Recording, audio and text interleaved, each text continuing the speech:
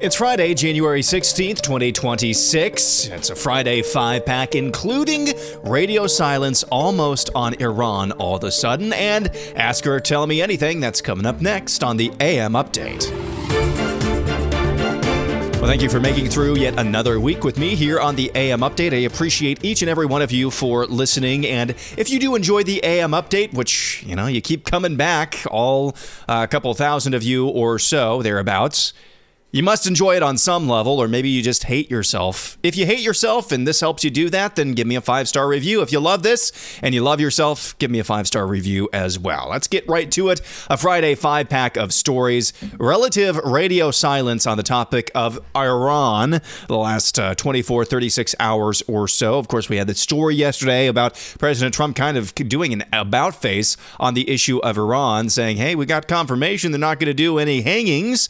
And so for now, we're going to stand pat. It sounds like the killing has stopped. I'm not sure if that's really the case. One person who has not been silent, though, is Treasury Secretary Scott Bessent, who told Newsmax a couple of days ago he's seeing, based on his perch at the Treasury, he's seeing dollars and assets absolutely flee Iran. The rats are trying to leave the ship. He came out with another message yesterday, slapping sanctions on Iran of the financial variety.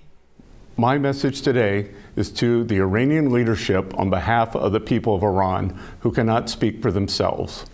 Last March, we predicted that President Trump's maximum pressure campaign against the Iranian regime would accelerate an economic collapse.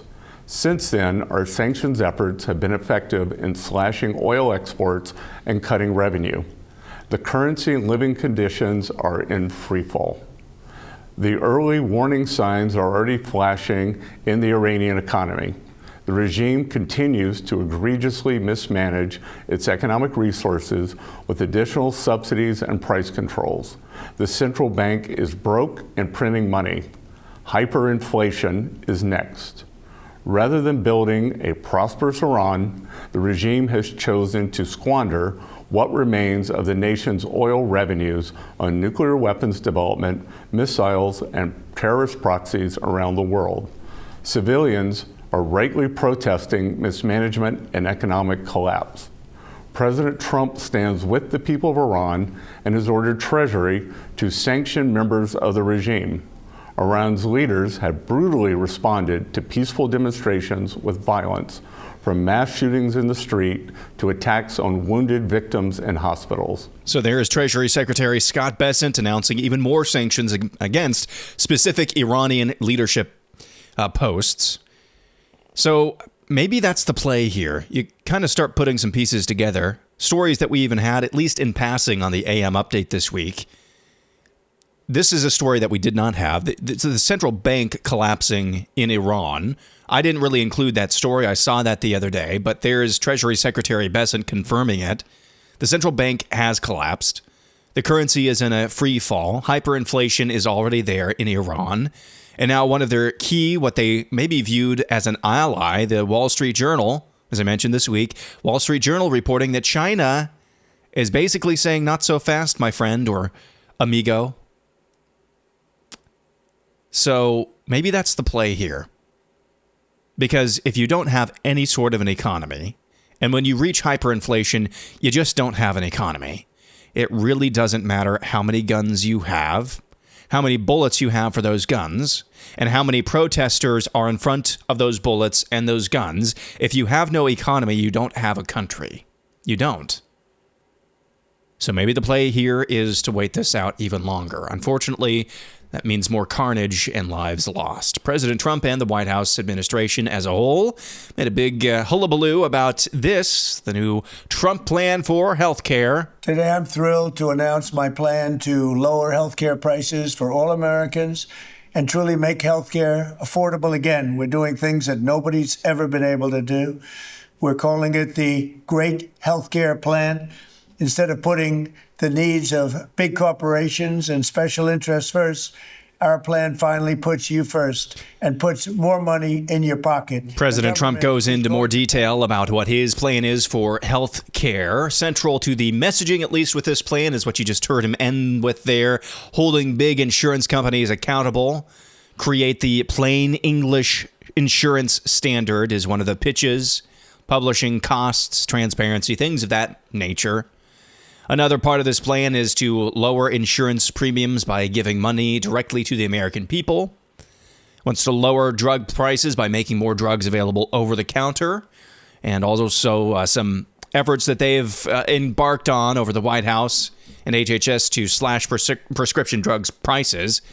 And, of course, price transparency is central to this plan as well. So we'll see. It's a populist message in terms of holding big insurance companies accountable. The only reason why they are this big is because government is this big to begin with, because they're forcing everyone to pay for coverage of everything. It's the regulations. So you can put lipstick on a pig. You can rearrange the deck chairs on the Titanic, giving money directly to the people. In fact, I could make a case that giving money directly to the American people would increase costs all the more because you're creating another barrier there. You're creating another layer of bureaucracy. Who's going to oversee the distribution of money to the American people? And it's not really going right to the American people. Yes, it might be sitting in an account that they can control and they can pick and choose, but you're creating another layer of bureaucracy here. It might increase costs all the more. What really has to happen when it comes to healthcare is the slashing of regulations, and nobody has the appetite to do that. Because when you slash regulations, guess what you're also doing? You're slashing what insurance companies can cover. And boy, howdy, if you start slashing people's ability to be covered for pre-existing chronic conditions, guess what you're also slashing? Their lifestyle. And do you look around seeing any average, median, whatever, American, really, who is in bad shape, wanting to change their lifestyles? I think not. Happy to be wrong, though. Got some good news and bad news thanks to Revelio Labs. From what I understand, Revelio Labs is kind of a consulting firm that analyzes vast troves of employment data all around the country. You want the bad news or the good news first? Let's start with the bad news. Back in 2025, the average new hire across the United States, according to Revelio Labs, 42 years old. 42 years old. Kind of echoes the average home buyer, which is now over 50 years old. Good grief. But some good news as well. Hiring appears to finally be showing signs of improvement after a years-long slowdown. The annualized hiring rate, according to Revelio, ticked up from 24.2% in November to 25% in December. So maybe some signs of life there in terms of the employment market. Let's go back to the White House. Karoline Leavitt putting a reporter in their place. Thanks, Karoline. Earlier, you were just defending ICE agents generally, and earlier on, Secretary Noem spoke to the media, and she said, among other things, that they are doing everything correctly. 32 people died in ICE custody last year. 170 U.S. citizens were detained by ICE, and Renee Good was shot in the head and killed by an ICE agent. How does that equate to them doing everything correctly? Why was Renee Good unfortunately and tragically killed? Are you asking me my opinion? Because an ICE agent acted recklessly and killed her unjustifiably. Oh, okay. So you're a biased reporter with a left-wing opinion. What do you want me to do? Yeah, because you're a left-wing hack. You're not a reporter. You're posing in this room as a journalist, and it's so clear by the premise of your question. And you and the people in the media who have such biases but fake like you're a journalist, you shouldn't even be sitting in that seat. Usually I don't really try to make hay on the owning the libs content.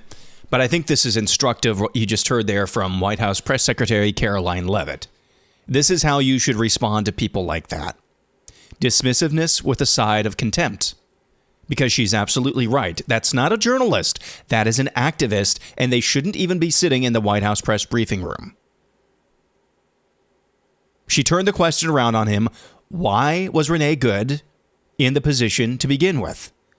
And he reveals his bias right there, his extreme bias, because the ICE agent acted recklessly, paying no attention, of course, to the fact that that is just not true from what we saw on tape. But he completely revealed and gave away his hand there. Let's end our Friday 5-pack with this. Sri Thanadar, I think that's how you pronounce his name. I know he probably cannot pronounce my name or your name. He is a representative in the U.S. Congress from the state of Michigan. You've probably heard of him before. Here he is, demanding the unwinding of ICE. And we must reform ICE. But it looks at this stage, folks, ICE is beyond reform. ICE is totally out of control.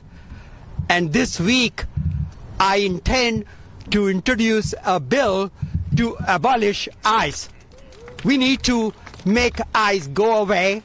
There is Shri Thanadar, who, by the sound of it, can barely speak English, saying he's going to introduce a bill to ban ICE, abolish ICE, and we need to make ICE go away.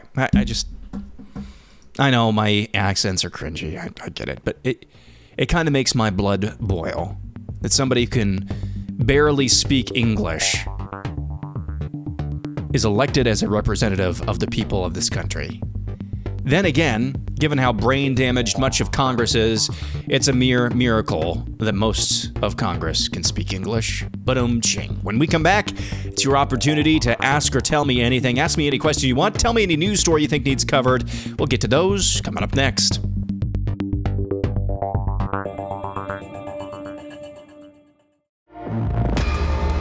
Let's begin with Trumpet Tiger, who asks, why do people keep referencing your day job directly in comments here and expect you to be able to answer them when you are clearly separating the two? Well, in fairness to them, I don't think I've ever explicitly said, don't ask me questions about my day job. This is completely and totally separate from that. If it's too specific, if it's way too specific, then I just ignore. But there are some times I have to recognize that the only reason why anybody comes over here, except for maybe one or two who found me randomly thanks to iTunes algorithms, or maybe they were looking for Megyn Kelly's AM update. She's still a thief of that name, if you ask me, but that's neither here nor there. The only reason why people are listening to this is because of my day job, so I have to be cognizant of that. But I'm never going to respond to anything that's super serious or super personal or anything like that. I just don't. But in fairness to those people, I've never, I don't think, explicitly separated the two. What is funny, however, is that in my initial rollout, before I'd ever published an episode, the day before I'd ever published an episode of the AM Update, in the branding that I did on the podcast description, it was a little too closely related to my day job. And some buddies, not my boss, not my coworkers, nothing like that, some buddies got really upset about that, which was kind of funny. But I haven't heard hide nor tail of that since then, so I just kind of do my own thing. When it came to Conduit Clothing Company, my sponsor for the last quarter of last year, at least calendar quarter, I was kind of careful, at least at the beginning, not to mix streams with that for obvious reasons, and he knew that. He knew that as well. My guy at Conduit Clothing Company. So that's kind of more than the question that you asked, but caught my eye nonetheless. Let's go to this. Melissa asks, if you could give advice to all mothers of young adult sons, what would it be? Well, I don't have young adult sons, nor am I a mother, but I have been a young adult son. And I just say, spend as much time as possible and keep them as busy as possible and out of the house as possible. Not only to build a strong work ethic, hopefully they can get a job outside of the home. Even if it's flipping burgers, even if that pay is not great, it helps them understand what being a part of the workforce is actually like. But I would say get them a job as soon as possible. Now, having said that, when I was a young teenager, actually, I don't think I was even a teenager yet. I was 10, 11, 12, somewhere in that area. My parents made me get a job as a newspaper delivery. I was delivering, I think, the Advertiser, which is I think it's a classified newspaper in southern Iowa. I didn't love that job. A job that I actually applied for. So I didn't apply myself very much to that job, unfortunately. A job that I did apply myself to, that I applied for, was working at Maid-Rite, which is a sloppy Joe without the slop joint kind of franchisee thing here in Iowa. It's mostly known for being an Iowa staple. And I'll just say, working an hourly wage at $7.20, it was still $7.25 an hour when I worked there. It was worth more than that. It really was. The value was more than that in my eyes. Because I understood exactly, or at least I started to understand what it was like to work with coworkers, to work with the general public. And by the way, it's not always fun, and you probably already know that. You learn a lot of lessons dealing with weird coworkers, bonding with good coworkers, dealing with overzealous members of the public, mindless members of the public, dealing with bullies of the public. You learn a lot of things. And it's worth more than the $7.25 hourly wage. And the main thing that I learned from that job is just how hard my dad worked. Because he worked at Hormel. He worked long hours overnight as a mechanic. And I worked, maybe an 8-hour shift on the weekend, but most of them were 4-hour shifts, 6-hour shifts, and 3 or 4 times a week, if that. And I realized my dad works 5-6 days a week, overnight, 8 to 10, 12-hour shifts, something like that. He's got to do that 5 or 6 times a week. I got to do a 4-hour shift twice a week and an 8-hour shift once a week. And sometimes, a lot of times, 2/3 of the time probably, I kind of think this sucks. Even though there were some fun times. But when it was busy, it sucked. And yet my dad has to work like 5 times as much. And he's been doing this ever since I can remember.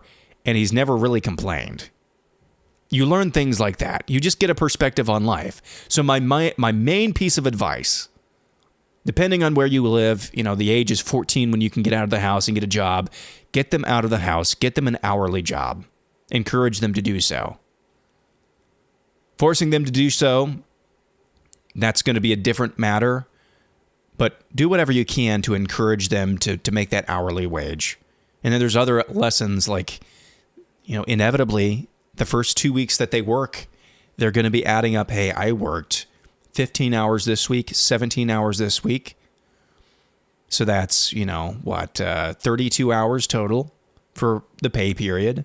32 times $7.25. Hey, I'm going to be making, a couple $100.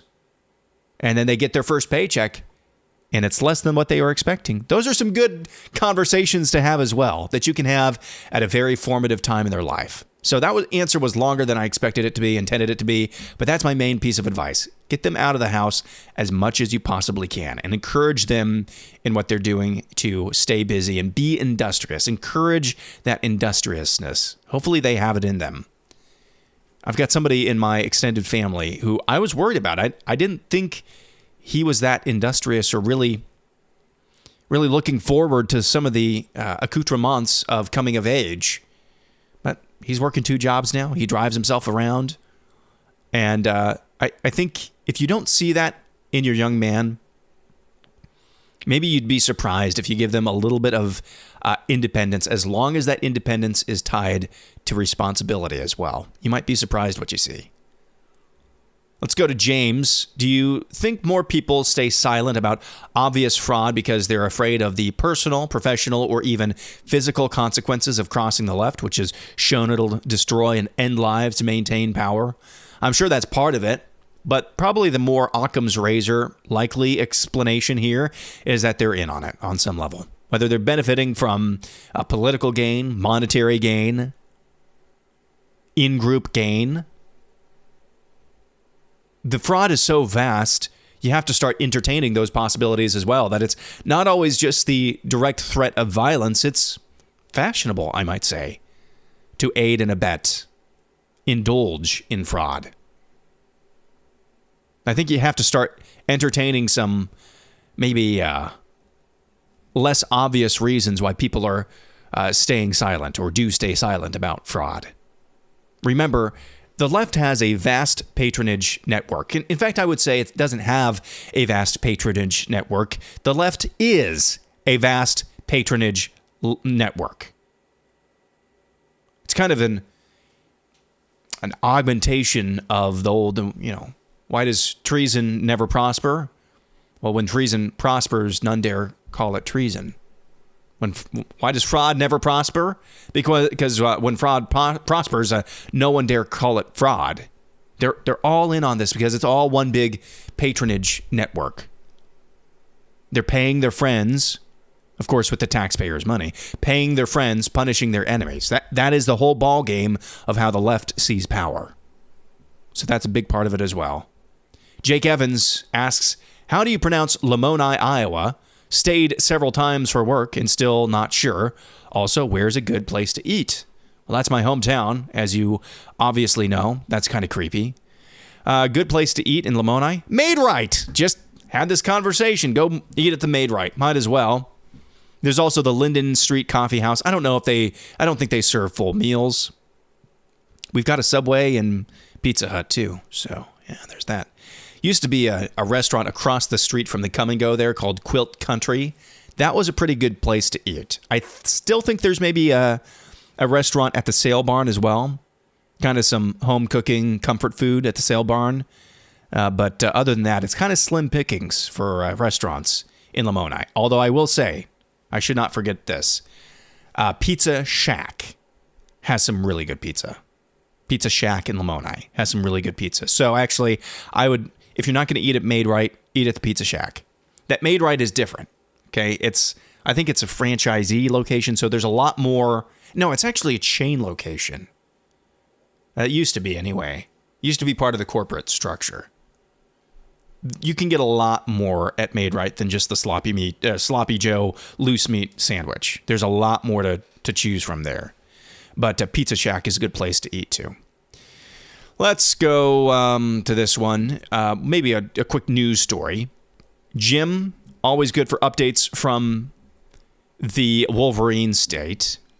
Michigan Secretary of State Jocelyn Benson, who's running for governor, allowed foreigners to vote and participate in jury duty.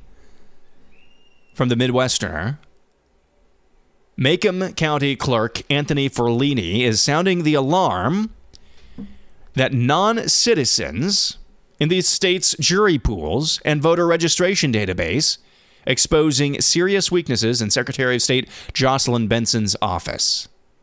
Ferlini, a Republican vying to replace Benson in 2026, said at a press conference on Monday, quote, non-citizens are coming through at an alarming rate. Our jury service summons are based on random draws from the driver's license bank.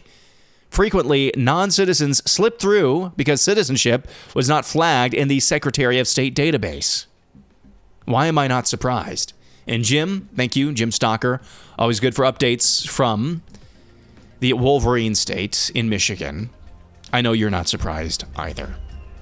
Well, that's going to do it for an Ask or Tell Me Anything.